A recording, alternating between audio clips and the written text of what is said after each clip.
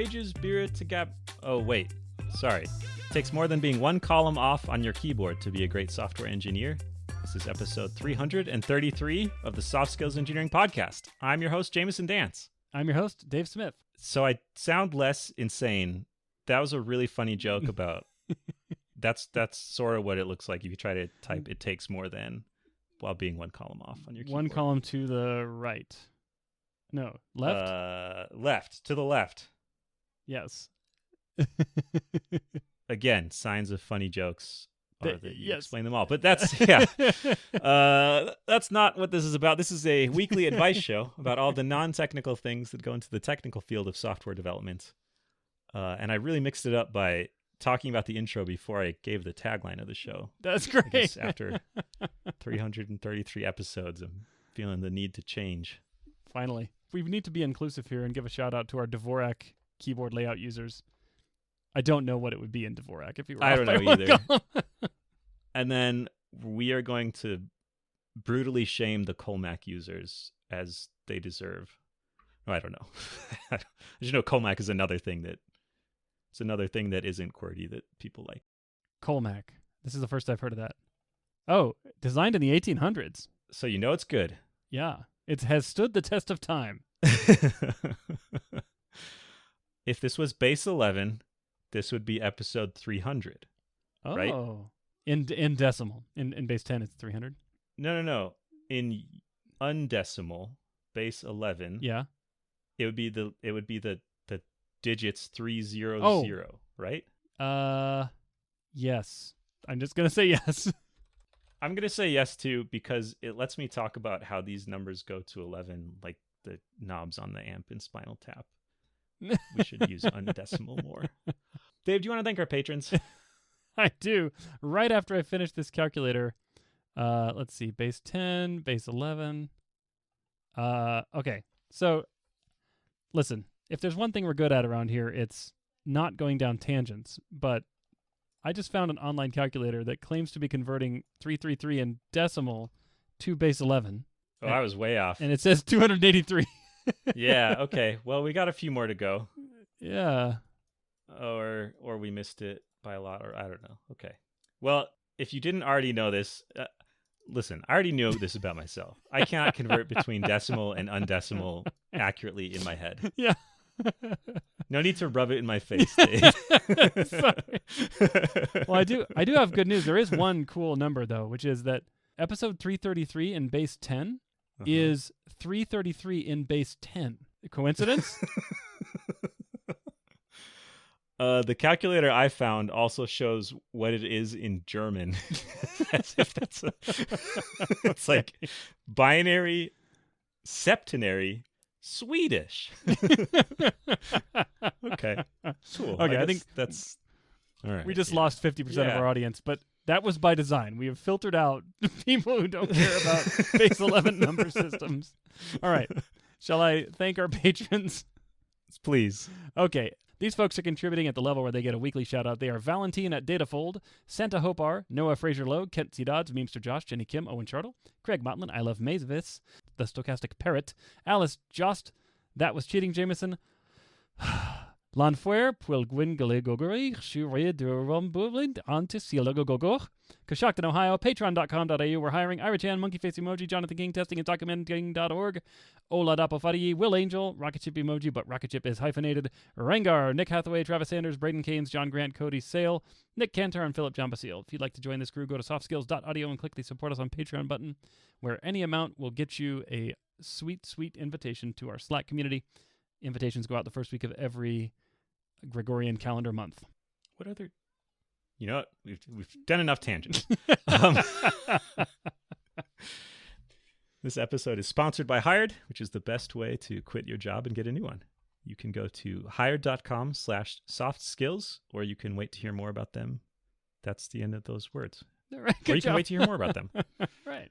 Dave, do you want to read our first? If you haven't heard, keep waiting. Keep waiting, and then you'll know. Dave, do you want to read our first question? I will read our first question. It comes from an anonymous listener who says, I've been at my job for 5 years since I graduated from college. I love who I work with and what I do. My question is more about the future. I have a family now, and I love my work-life balance and limited meetings as an individual contributor. I used to confidently say, I want to be a manager and eventually a CTO. Now I am less sure. I would love to help people achieve their goals, but I love coding, and I do not want to give that up. The thing I love the most outside of coding is bringing engineers together. I am in charge of a monthly meeting for back-end engineers to share what they work on. I am good at getting engineers to show up to events. I have hosted other demos and events and potlucks, and that even the most quiet and introverted engineers show up to and have fun. What options are there for engineers who love coding and want to have a bigger person impact, but are not 100% sold on being a people manager? This sounds a lot like a developer advocate role, doesn't it? Or not this role that they work at right now, but if you love coding, you love getting groups of engineers together, you love events and demos, and that's wow. what All being right. a dev advocate is. Shortest answer ever. I know a few developer advocates, and it can be brutal, even if you do like speaking at conferences. But often that's part of the job, is you go speak at X number of events a year or something like that, and that can be stressful. It's a lot of travel. Yep. It can be a lot of work to put these talks together. But it is like you get to write code, you get to hang out and talk to people. You're trying to pitch them on some product. You're not generally working on core customer-facing features. You're more focused on sales, but it is like sales through writing code and talking to developers. And gathering groups of developers. Yeah. In fact, if you're good at that, you could probably be a very successful developer advocate. Sometimes I also hear this called a developer evangelist. Are there other synonyms here? A dev whisperer. Yeah. I don't know of any other synonyms. This was like the shortest answer. While you were giving the answer, I thought to myself, Jamison is a neural network that can take 3 paragraphs of text and turn it into a 2-word job title. And I'll bet you could build a valuable service where people could just write a few paragraphs about what they want to do in their life, and the computer will spit out a job title, and then they can go search for those jobs. I'm Googling precision versus recall to remember which one is which, because I just am going to say developer advocate every single time. That's high precision, low recall. All right. That's what I am. High precision, low recall. You identified 100% of developer advocate jobs. Yep. And you correctly identified less than 1% of all jobs. Yeah. I love coding. Do not want to give that up. What I don't know is like how much hands-on keyboard coding time this is. You say you like the work-life balance and limited meetings. My sense is work-life balance can be rough with all the travel. Maybe not every role, but I have no idea. Maybe there are a bunch of meetings. I just know the parts of the job that I see, which is like as a humble member of the industry that like gets presented to by these people. I don't know how they're evaluated though. Is it like number of is it really sales? Is it like number of leads that you generate or tied to revenue or something like that? Or is this would be interesting. It probably depends on what you're doing. I mean, if I knew developer advocates who worked for Google, and they certainly weren't commissioned on sales of any kind because they were usually advocating for an open source project. Yeah. I think I remember hearing that they were paid based on like events they attended, numbers of people who came to events that they organized, talks they gave, things like that. But I could imagine a world where you're selling software, and the target audience is software developers, and you are commissioned. I could imagine that. I'm very tunnel visioned in on this answer now. Are there other answers? How could there be? You said the right answer. Very high precision. You know, lots of things in life are relative and have trade-offs. This does not. There's one truth here, and I got it. I wonder if there's like the problem is I'm thinking of other roles that they all feel like they might, well, they all. I have one other idea, and I'm saying they all. Having a vibrant engineering culture where developers participate and swap information and like are actively talking to each other is I think really valuable in morale and helping people know stuff so they can get more stuff done. This almost sounds like an internal, like, I don't know, engineering cultural leader of some kind, but I don't know what. The chief fun officer? The chief fun officer. Yeah. I'm just imagining all the chief financial officers I've known and how utterly unfun they've all seemed. It's the mandatory fun. Yes. Chief fun officer, time to bring up the spreadsheets. This feels like one of those jobs where having been a developer would be essential, but I don't know if you would actually write any code as part of that job. If it existed, even. I don't even know if it exists. Yeah. Yeah, you could be like a, you know what? You'd be like a hype man, right? Like, or what's the name of, like you arrive at a court and someone announces the Honorable so-and-so Baron of such lands. Yes. Doesn't that person have a name? All rise for the Honorable Hype Is that Man. the bailiff? You don't usually rise for the bailiff. Yeah. And the bailiff is more the enforcer. I don't think that's what this person wants. Okay. Yeah, probably not to put people in jail. Yeah, I don't know. I feel like getting one good answer used up all of my. I know. All of the rest of the words I had. Well, it was so good. Now we're just filling time. Why don't we just be efficient? Go on to the next question. Well, let me offer one more obviously less valuable piece of input here, but I want to make something clear that a lot of people I think believe but is not true. And that is that if you want to go into management, actually two things. You're going to get two for the price of one. First of all, you can go into management and still be a coder. So you can have your feet in both worlds. In fact, I have managers on my team that do that right now, and I love it. You know, I love it. I love being on a team with a manager who codes, and I love having managers that report to me who also code because I know that they're super connected to the in the trenches, on the ground truth. They're more reliable for accurate technical information, and their opinions carry more weight. So that's, first of all, keep that in mind. You can actually be a people manager and a coder. You probably can't be a CTO of a reasonably sized company, though, and also be a coder. So maybe that's not in your future. And then the second thing is you can dip in and out of people management. You know, it's not a one-way door where you can only go through it once and can never go back. In fact, I've gone back and forth a couple of times in my career where I've spent a few years in people management, then a few years as an individual contributor, and then a few years in people management. And maybe individual contributorship is in my future too. So, you know, you can sometimes have what you want, but not at the same time. So in this case, you know, you want to code, but you like working with people and helping them achieve their goals. Maybe instead of insisting on being able to do both at the same time, you can satisfy yourself by doing some at different times in your career. So it's not balanced in a 1 day time window, but it is balanced on like a 4-year time window. That makes sense. I like those answers. And I think together they added up to be a better answer than my one answer. Just go search for developer advocate jobs and you're good. All right. Hey, Jamison, have you heard about The Great Resignation? Is it that Charles Dickens book? Wait, no. The entire population on Earth has started taking our advice of quit your job. Oh, yes, that's right. Apparently, we have achieved influencer status. We've been telling developers for years to quit their jobs, and now we want to tell you how to do it. We're ready to reveal the secret. You mean you don't just walk out shooting finger guns? Yes, well, you do that first, but after you do that, there's a new service we want to tell you about called Hired. What is Hired, Dave? Hired is the biggest AI-driven marketplace that matches engineers with companies. It is a great way to find your next job. I've been watching this industry for 20 years with a keen interest on hiring in particular, and I've never seen anything like Hired. Tell me about what you're seeing. So I've interviewed about 150 people in the last year, and I am serious. Every candidate that's come to me through Hired has multiple offers, and they're incredibly high, scary high, like 30% higher than other candidates. Is that before or after the finger guns? Yeah, both. But the beauty is it's totally free for engineers, and we would love for you to go try it. Go to hired.com/softskills to check it out. Hired.com/softskills. Quit your job the best way and check out Hired. Should I read our next question? Go for it. This comes from an anonymous listener who said, I recently interviewed at a large tech company.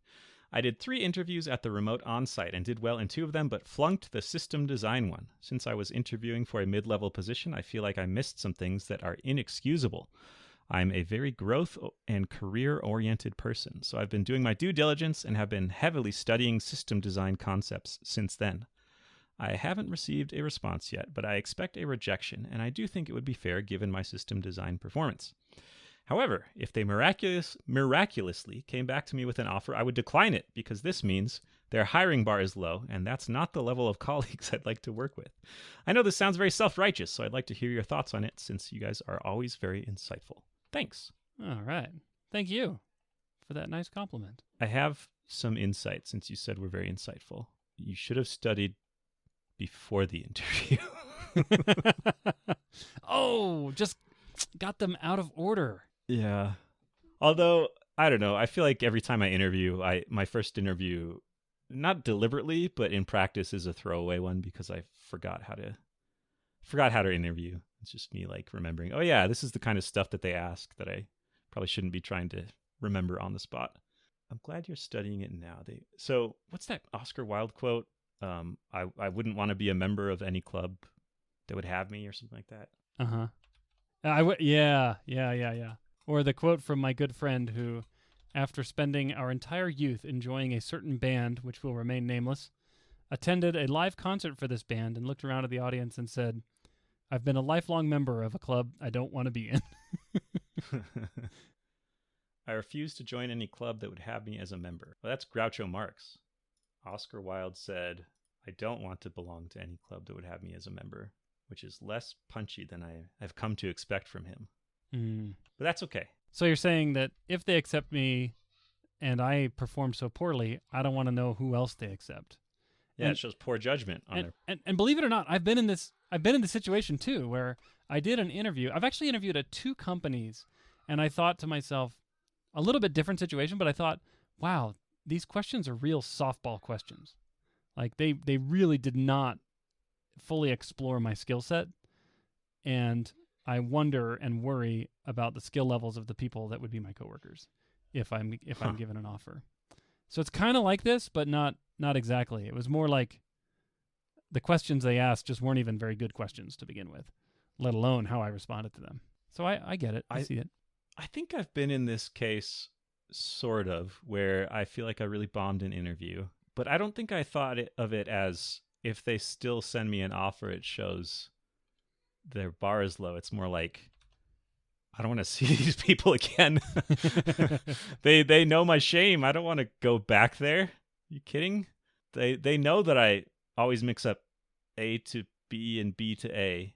I can't remember which one encodes and decodes. I don't know. That seems reasonable. I feel like, yeah, in my case, it's like a defense mechanism of like, well, I don't like them anyways. They asked me bad questions that were bad because I did poorly on them. Yeah. I'm not saying that's the case with you at all. Would you? Well, okay. I'm going to take this question and turn it into a different question. Say you were interviewing for this, you were trying to hire for this role for a mid-level interview. If you feel like, is it like a one strike and you're out type of thing? Like one interview went poorly, maybe the other ones went really well, but do you kind of default to rejecting if you have questions or doubts? Yeah, I don't know. I guess, so my point is that from reading this question, this person sounds like a very motivated and driven and smart person that like they probably would do a good job, you know? Yeah. So say you could perceive that despite the fact that they flunked the system design one. Wouldn't it be the right thing for the company to do to hire this person? Assuming that they actually are better than they portrayed on the system design question? Yeah, I think I'm ignoring how they would know that. But just like there's sort of like a paradox here of like the fact that you seem this driven seems like a good indication of your ability to do the work, but also makes you want to not accept because you feel like that would be them lowering the bar. Mm-hmm. But like the fact that you're thinking about it this way means that it might be the right thing for the company to make you an offer. So clearly, I can't take the drink in front of you. Yeah, that's what I was thinking. Yeah. I don't know. I mean, I think that this question asker is putting a little bit too much faith in their ability, not their ability, but too much confidence in their ability to assess an entire company's workforce based on the questions that they asked you in an interview and the bar that they held you to in those questions. So also, I will say that I have often hired people, actually pretty much everyone I've hired, there is some skill deficiency in them, because there's no such thing as a developer that can answer every single interview question perfectly. And I mean, maybe there are. Okay, I've known a few people who can. Very, very small number of people. But the point is that whenever you interview someone, you are bringing on a, by definition, imperfect human being onto your team. And they may have decided that the skill deficiency that they identified in you in the system design competency is coachable. And they think you have the potential to grow into the role. And that your other skills that you demonstrated in the interview were strong enough to offset that one gap. And they're happy to bring you on in the hopes that a year from now, you're extremely skilled and better than you are today. So I think it would be a mistake to decline the job offer on the grounds that, oh my gosh, who else snuck through here? You know, put a little bit more faith in their interviewing capability and the understanding that everybody is a mix of skill and weakness. If I were the hiring manager and I decided I wanted to hire this person, I would absolutely want to know if the candidate thought, well, I did so poorly, that means the bar is low. If I was thinking something like what you were saying, Dave, of like lots of potential here and system design stuff is like very experience based and we can teach that. I would definitely want to know if they thought, oh, the bar is low here, that's why they sent me an offer, and because maybe they have evidence that could convince you that isn't the case. Or maybe they'll be like, yep, sorry, you seem bad enough to work here. But do you think it would be worth it to, this is all hypothetical because maybe you don't get an offer, but if you do get an offer, do you think it'd be worth it? Dave, do you think it would be worth it for this person to raise their concern about like the skill level of their colleagues, or would that come off as very snooty? Oh, yeah. I mean, first of all, who are you going to ask during the interview process? And it's probably going to be a recruiter, and the recruiter won't be able to answer that question reliably because they don't really know how to assess the skill of the people you go work with. I know what they'll say, which is their skill level is very high. Yeah, who knows? Maybe, yeah. No, I mean, like, I don't know. That's what they'll say. Yeah, they'll be like, no, they're great. You should take this job because Yeah. I'm compensated Yeah. based on how many offers I get accepted. I mean, because the peers are awesome. So one thing I would probably do, if I have a concern about the skill level of the teammates I would work with, and it's really important to me to be on the lower end of the skill spectrum so that I can be inspired and mentored and grow, then I would ask for time with the engineering manager for the team that I'm being considered for. And I would ask that team to tell me about the skill levels of the engineers and give me some examples of some of the amazing contributions that they've done. And that, frankly, that's going to be a much more informative and reliable data source to assess the skill of the team, rather than this admittedly kind of indirect approach where you're like, oh, well, they let me through with that crappy answer, therefore, I'm going to skip but like ... profit. It's like it's a conclusion you really have to jump to without a lot of other data points. So that's something I would do, is I would say, give me some time with the manager. And I've done this with almost every job I've interviewed for, is once the offer arrives, I go, yeah, can I meet with the team if I haven't already? Spend some time with them. In fact, one time, company even flew me across the country to spend some time with the team. So we went to lunch, and I spent an hour or two with them to ask some questions and talk. And they were more than happy to do that because, the value of a good engineer who finds the right fit and can be productive is high enough to justify a trip. So that's what I would do in this situation. I would not rely on this kind of shaky logical chain to conclude that this team is not good enough for me to work with them. Are you familiar with the ladder of inference, Dave? It doesn't ring a bell to me.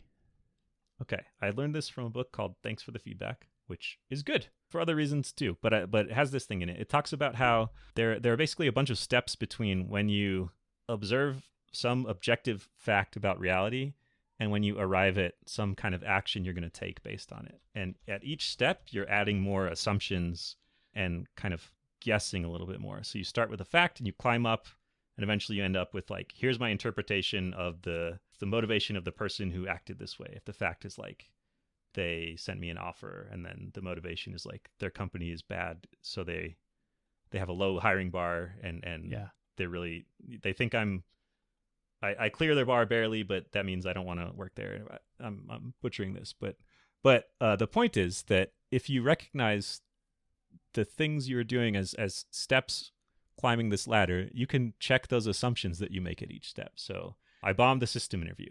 Maybe you didn't. I've talked to plenty of candidates who thought that they did really poorly in the interview. and they didn't. They did great, or like they did fine, and what they thought was bombing it was really like they got really nervous, but their skills worked. They just like were anxious, which makes total sense because interviews are nerve-wracking. So if you find yourself leaping from I bombed the interview to I don't want to work there because their bar is low, then see if there's things you can check in between that thing that you think you observed and the conclusion. Maybe there's a few rungs on the ladder that you didn't acknowledge. Yeah, or maybe there's no rungs at all. Like you can't get there from here. Yeah, maybe. Yeah, I would check to see, did you really bomb it? If you thought you did. Well, you'll find out. And then you talked. Well, yeah. Oh no, that okay. I see your point. Like regardless of the interview outcome decision, whether you get an offer, you actually don't have enough information to conclude whether you really did bomb the system design part. Is that what you're saying? I mean, I wasn't there, so maybe you did. Like maybe they asked you to design Twitter, and you like drew a butt on the whiteboard or something. I don't know. They were like, "That's the most amazing architecture I've ever seen." How did he know? The cloud. But yeah, I guess when I hear bomb the interview, I imagine there's a spectrum of results that you could lump into bombing, and some of those might be like you did pretty fine, you just felt bad about it. Yeah, so check that. Dave, you talked about checking if their hiring bar is low by talking to the or checking if the. I guess that's another assumption is like their hiring bar is low, therefore the quality of the team members will be low, and you can check the quality of the team members sort of by talking to the engineering manager. So that was a lot of words, but Google ladder of inference if you want to hear a better explanation about this. All right, that was time well spent, and I'm just trying to think what can I infer from what you just said. That the show is wrapping up. Yes. That's it. What can people do if they would like their own questions answered? Go to softskills.audio and click the Ask a Question button. Thank you so much to everyone who does that. We love your questions. Please keep them coming. Don't even hesitate to send us your question. Or if you just want to write a haiku or send a weird story, we'll read it. We're not above that. We will definitely read it. Yeah. There might be a smidge of exaggeration in the promise that we will answer all of them. We absolutely do read every single question that comes in. That we do, for sure. And we haven't not answered all of them yet. So you can't be sure. We haven't not answered. Wait, we have not. You lost me. Does that mean we have answered them all? No, like we haven't stopped doing the show yet, okay. Which is when you'd be able to tell, okay, they didn't answer my question. Right. Okay. Because the show has stopped and my question was not a part of it. You don't know that yet. But even for the questions that we did cover on the show, I'm not really sure we've answered too many of them. Okay, that's fair. So that just means the backlog is bigger than any of us believed. Oh, just like real life. Where that thing you thought was done turns out to be hiding a ton of work. Yep. I just got sad. Yeah. On that note, time to end the show.